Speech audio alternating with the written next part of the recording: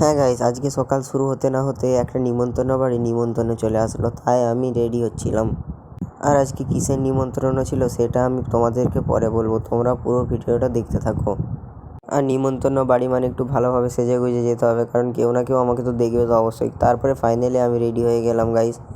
আর আমাকে কীরকম দেখতে লাগছে সেটা কমেন্টে লেখো। হ্যাঁ গাইস, তার কিছুক্ষণের মধ্যে বাড়ি থেকে সন্ধ্যায় বেরিয়ে পড়লাম নিমন্ত্রণ বাড়ি যাওয়ার জন্য। তারপর বাইকে করে কিছুক্ষণ পথ অতিক্রম করার পরে আমি পৌঁছে গেলাম।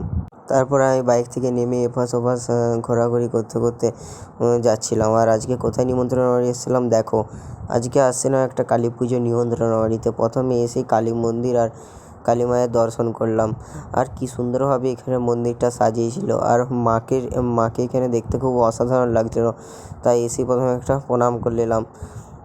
আর এখানের মা কালী নাকি খুব জাগ্রত, আর অনেক লোকজন জুটেছিল দেখো। তারপর আশপাশটা কী সুন্দরভাবে সাজিয়েছিলাম সেটাই দেখতে বেরোলাম, তোমরা পুরো ভিডিওটা দেখো।